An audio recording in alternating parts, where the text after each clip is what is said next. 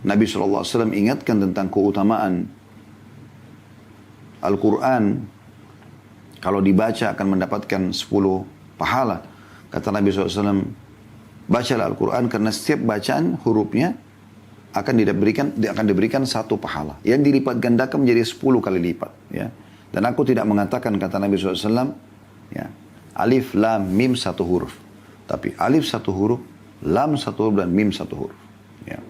Berarti alif, lam, mim awal surah Al-Baqarah artinya dapat 10 atau dapat 30 pahala.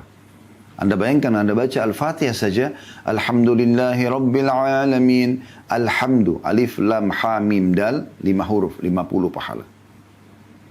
Alhamdulillah, tasydid itu yang di atas, ya. Anda tahu huruf tanda tasydid itu menandakan 2 huruf. Berarti asalnya lillah itu lamnya 3 hanya 1. Berarti 4 huruf. 40.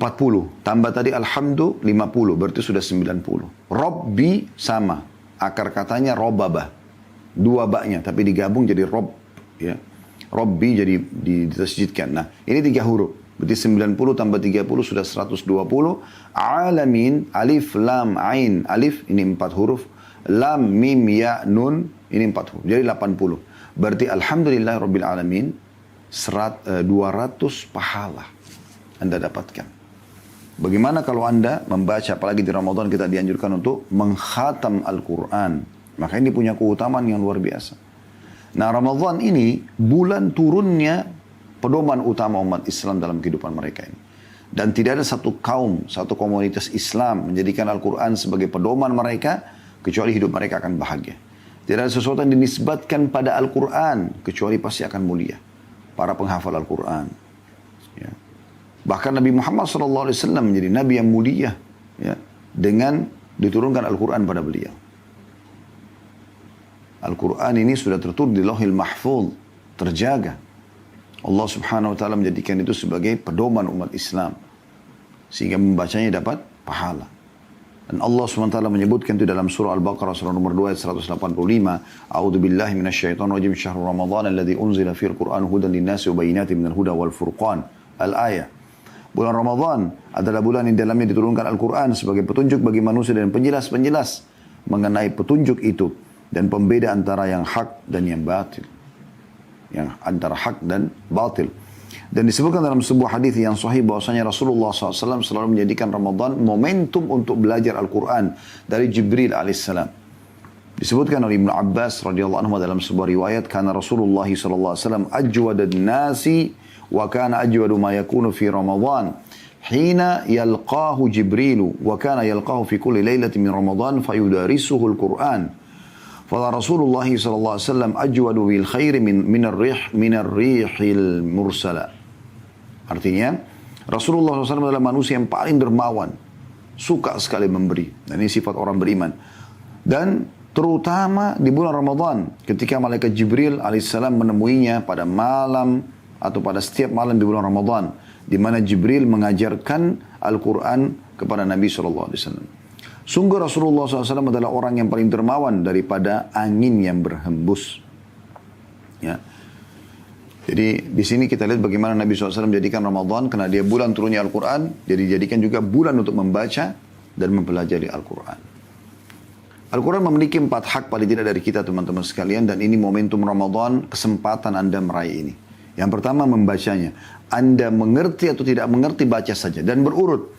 Dari surah Al-Fatihah, Al-Baqarah, Al-Imran, ya. Terus ya, An-Nisa, Al-Ma'idah, Al-An'am, terus Al-A'raf, ya, sampai An-Nas, surah 114. Dari surah nomor 1 sampai surah 114.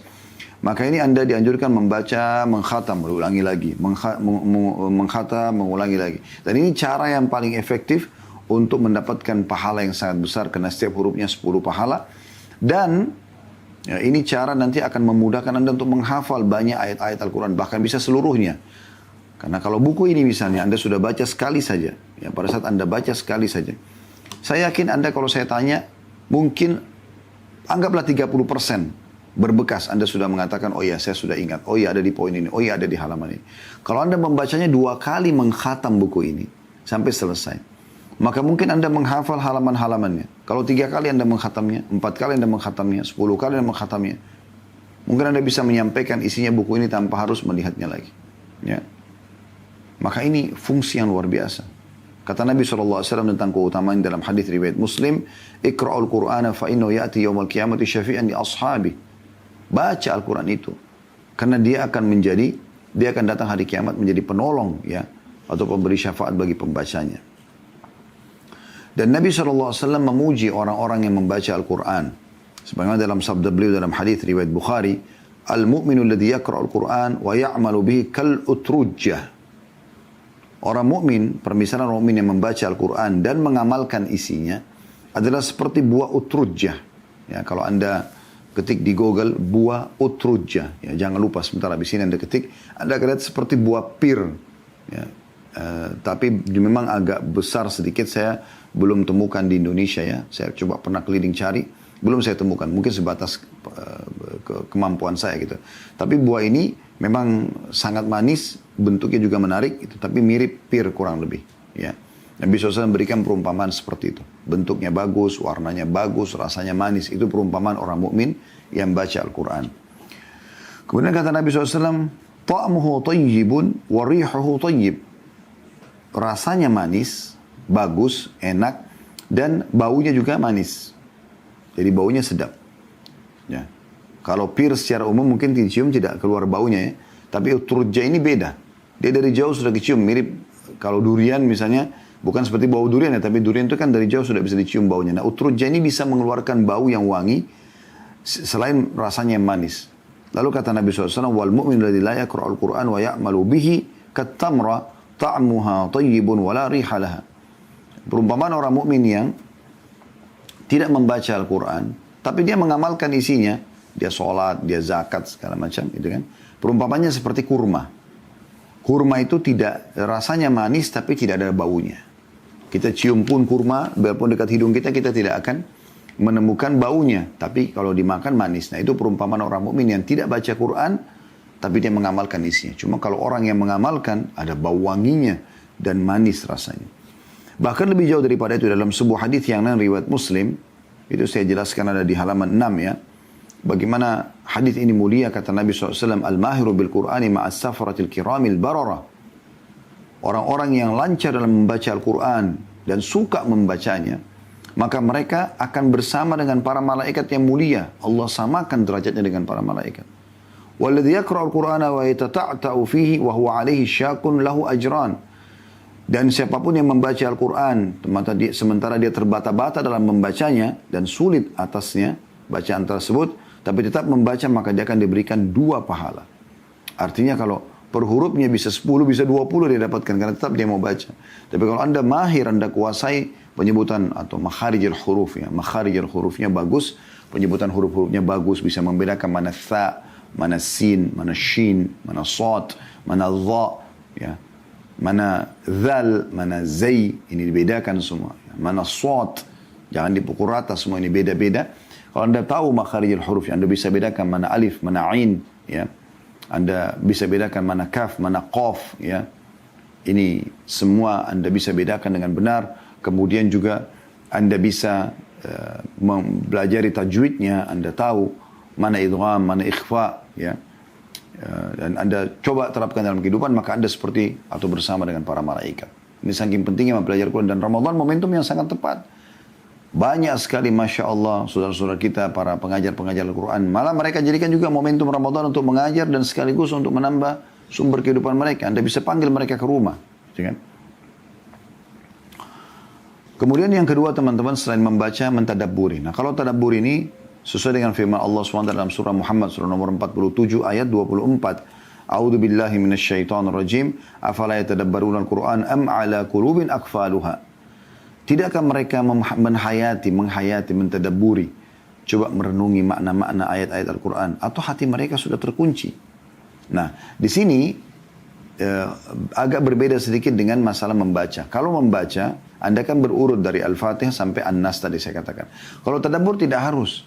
Anda bisa pilih surah-surah yang paling menarik buat Anda dari 114 surah itu. Lalu Anda pilih, misal contoh, surah-surah nama hewan. Ada surah Al-Baqarah, ada surah An-Nahl, ya. Al-Baqarah sapi betina, An-Nahl adalah lebah, ya. Ada An-Naml, semut, ada Al-Fil, gajah misalnya. Nah, Anda coba mau tahu isinya apa sih surah ini? Kenapa Allah namakan dengan nama-nama hewan ini? Ini Anda bisa pelajari, gitu kan? Anda tadabburi. Kemudian Anda misalnya wanita mau pelajari tentang perempuan, ada surah An-Nisa, ada surah Maryam. Mungkin nama nabi-nabi ada surah ya Hud, ada surah Yusuf, ada surah Ibrahim, ya. Kemudian ada surah Yunus, ada Muhammad alaihi wassalatu wassalam, dan ada gabungan surah Al-Anbiya namanya, surah para nabi-nabi. Ini contohnya. Ya, Anda mau belajar tentang hari kiamat, ada surah Al-Qiyamah, ada surah Al-Zalzalah, banyak surah-surah dalam Al-Quran. Anda mulai dengan 10 ayat tadabburi per surah ini. Ya, Anda pelajari, Anda baca terjemahannya, Anda baca perkataan atau penjelasan ulama tafsir tentang ayat-ayat tersebut, 10 ayat per hari. Al-Quran itu 6.000 ayat sekian. Kalau Anda baca 10 ayat per hari, berarti 1 bulan Ramadan misalnya, Anda punya 300 ayat sudah Anda tadabburi. Ya. 1 tahun, 12 bulan Anda punya 3.600 ayat sudah Anda tadabburi. Kurang dari 2 tahun Anda sudah selesai mentadabburi semua Al-Quran. Anda bisa ulangi lagi di tahun yang ketiganya misalnya. Nah ini contoh saya. Tapi tadabbur bagian daripada hal yang dianjurkan. Kemudian yang ketiga, menghafalnya. Nah metode menghafal mirip dengan tadabbur tadi. Anda tidak harus berurut dari Al-Fatihah, Al-Baqarah, Al-Imran dan seterusnya. Tapi Anda bisa pilih surah yang paling Anda sukai. Lalu kemudian mulai Anda menghafal. Dan sama juga metodenya. Anda bisa gunakan per 10 ayat. Ya, per 10 ayat. Dan ini punya kedudukan tersendiri bagi orang yang menghafal ya. Seperti misalnya hadis Nabi SAW. Ada saya angkat situ hadis riwayat Tirmidzi. Kata Nabi SAW. Yaji'ul Qur'anu yawmal qiyamati fayaqulu ya Rabbi hallihi fayulbasu tajal karamah.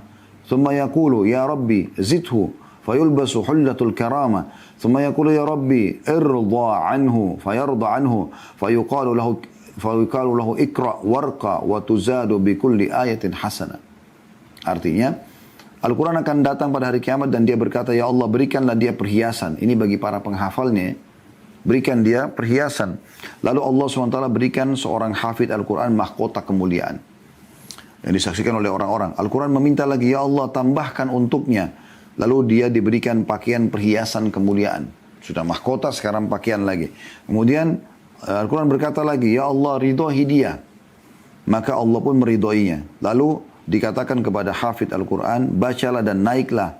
Akan ditambahkan untukmu pahala dari setiap ayat yang kamu baca. Jadi ditambah lagi, orang semua sudah mentok di pahalanya yang sudah dia pernah kerjakan. Tapi khusus para penghafal Al-Quran tidak. Di hari kiamat ini satu-satunya keadaan orang bisa menambahkan amal soleh buat dirinya sendiri. Pada hari kiamat sudah tidak bisa lagi sebenarnya orang nambah pahala. Kita tidak bisa lagi sholat, tidak bisa lagi yang lain. Tapi khusus untuk membaca, penghafal Al-Quran, Allah berikan kemuliaan mereka. Dengan cara mereka mengulangi hafalan mereka, Allah mudahkan. Nah setiap ayat dikasih satu pahala. Ada berapa ya, banyak ayat yang dia bisa dapatkan, ribuan, jutaan pahala yang dia bisa dapatkan tambahan. Ini kemuliaan tentunya. Ditambah juga derajat-derajat yang sangat tinggi yang didapatkan di surga. Semoga kita termasuk insya Allah di antaranya. Dan jangan selalu tanamkan persepsi negatif ya. Mengatakan bahwasanya oh susah karena 30 juz Al-Quran. Mulai saja dulu. Mulai saja dulu. Kalau ruangan Anda berserakan, jangan Anda langsung mengatakan oh ini kotor sekali. Enggak. Mulai saja dulu. Yang terdekat. Saya selalu begitu, kalau ada pekerjaan menumpuk, saya mulai saja dulu. Semampu saya mulai saja dulu, insya Allah sudah dengan sendirinya bisa. Gitu kan. Pelan-pelan nanti selesai juga gitu. Kemudian yang terakhir, yang keempat adalah mengamalkan isinya. Dan ini ya poin yang tidak kalah penting, harus kita mengamalkan isi Al-Quran. Ini perintah bagian daripada agama kita. Ya, mengamalkan isinya. Dan ini harus menjadi landasan dasar setiap muslim. Jadi apapun yang dia mau kerjakan ya, apa yang dia mau kerjakan, apa yang dia mau makan, dia mau minum, dia mau berinteraksi apapun, harus tanya Al-Quran halalkan atau tidak. Al-Quran anjurkan atau tidak.